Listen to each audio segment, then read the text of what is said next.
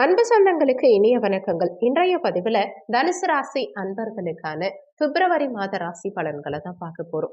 இந்த காலகட்டத்துல உங்களுக்கு சாதக பாதகங்கள் என்னென்ன, எந்தெந்த விஷயங்களை இந்த காலகட்டத்துல நீங்க செய்யலாம், அவசியம் தவிர்த்துக்க வேண்டிய விஷயங்கள் என்னென்ன, எந்த தெய்வ வழிபாடு இந்த காலகட்டத்துல உங்களுக்கு நன்மைகளை செய்யும், இது மாதிரியான தகவல்களை தெளிவாகவும் விரிவாகவும் பார்க்க போறோம். கொஞ்சம் கூட வீடியோவை ஸ்கிப் பண்ணாம முழுமையா பார்க்க முயற்சி செய்யுங்க. வாங்க வீடியோக்குள்ள போலாம். நமஸ்காரம். டிஆர்பி எக்ஸாம் எழுதுகிற டீச்சர்ஸ்க்கு முக்கியமான ஒரு இன்ஃபர்மேஷன். எங்ககிட்ட தரமான ஏற்கனவே டிஆர்பி எக்ஸாம்ல பாஸ் பண்ண நோட்ஸ், பெஸ்டான நோட்ஸ் இருக்கு. டிஆர்பி ஜுவாலஜி நோட்ஸ் இருக்கு. ஆல் சிலபஸ்மே கவர் ஆகிருக்கு. எல்லா சிலபஸ்க்கும் வித் கொஸ்டின் பேங்கோட எங்ககிட்ட நோட்ஸ் இருக்கு. Educational psychology and general knowledge நோட்ஸும் சேர்ந்தே கிடைக்கும். தேவைப்படுறவங்க கீழே கொடுக்கப்பட்டிருக்க கான்டாக்ட் நம்பருக்கு வாட்ஸ்அப் பண்ணுங்க.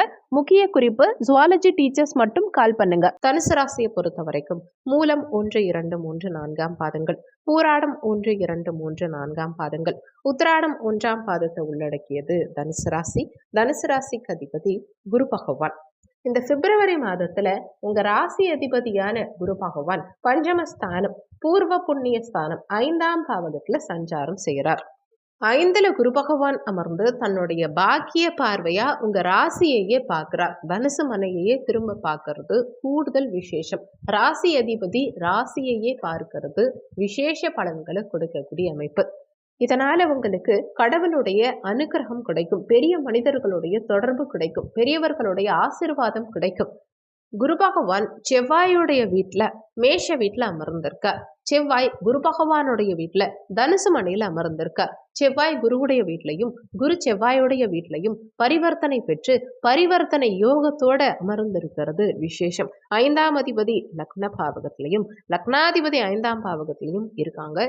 உண்மையிலேயே ரொம்ப சிறப்பான அமைப்பு இது.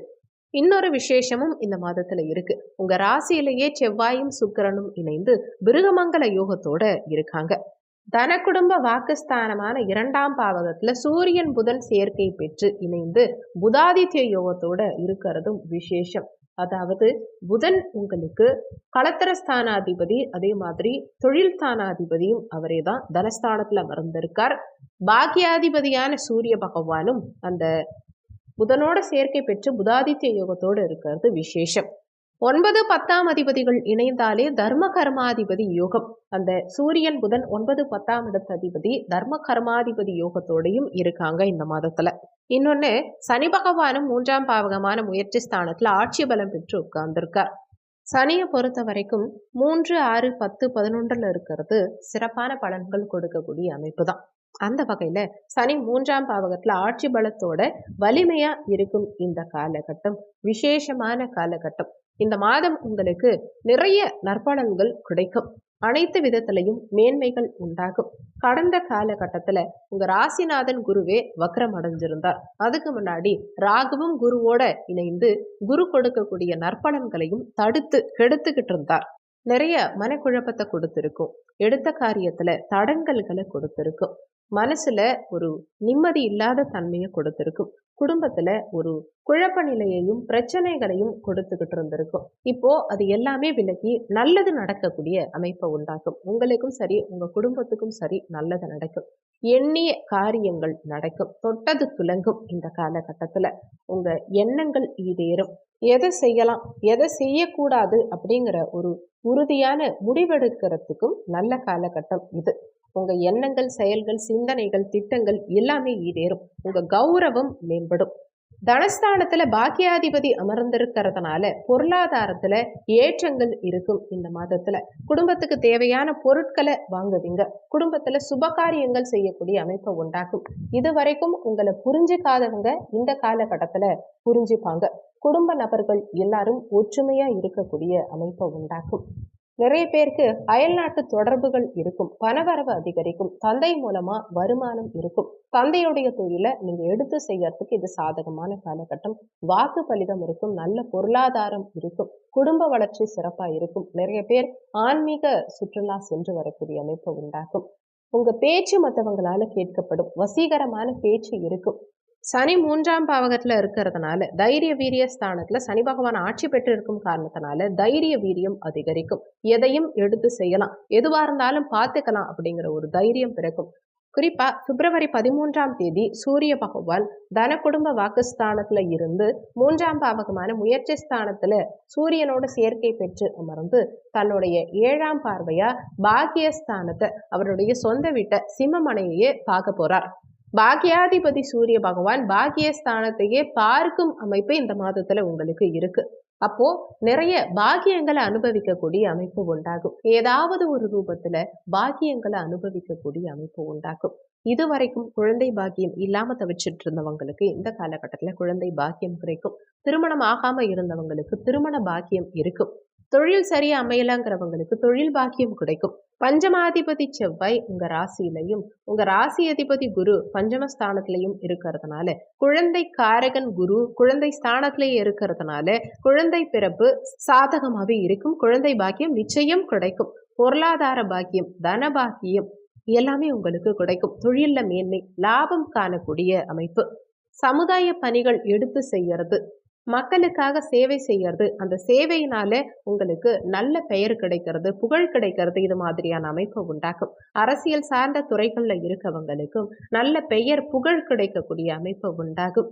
அதிகாரம் சார்ந்த விஷயங்களும் இந்த காலகட்டத்துல சிறப்பாகவே இருக்கு. ஆனா சூரியனும் சனியும் சேர்க்கை பெற்று இருக்காங்க 3ஆம் பாவகம் முயற்சி ஸ்தானத்துல.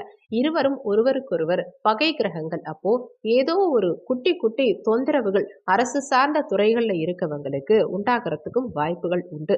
வேலை பளு அரசு சார்ந்த துறைகள்ல இருக்கவங்களுக்கு அதிகரிக்கும். கொஞ்சம் அலைச்சல்களை கொடுக்கும். பயணம் நிறைய மேற்கொள்ளும் அமைப்பையும் அதனால அலைச்சல்களையும் அதிகப்படுத்தும். தந்தை சார்ந்த விஷயத்திலையும் கொஞ்சம் விட்டு கொடுத்து நடந்துக்கணும். ஏன்னா பிதிர்காரகன் தந்தைக்காரகனான சூரிய பகவானோட சனி சேர்க்கை பெற்று இருக்கிறதுனால தந்தையோட மனஸ்தாபம், கருத்து வேறுபாடுகள் ஏற்படுறதுக்கும் வாய்ப்புகள் இருக்கிறதுனால தந்தை கிட்ட அனுசரித்து நடந்துக்கணும். தந்தை வழி உறவினர்களோட விட்டு கொடுத்து போகணுங்கிறத மனசுல வச்சுக்கோங்க. தந்தைக்கு சில உடல்நல தொந்தரவுகளும் ஏற்படுறதுக்கு வாய்ப்புகள் இருக்கிறதுனால தந்தையுடைய உடல் நலத்திலையும் கண்ணும் கருத்துமா கவனமா இருக்கிறது உங்களுக்கு நல்லது.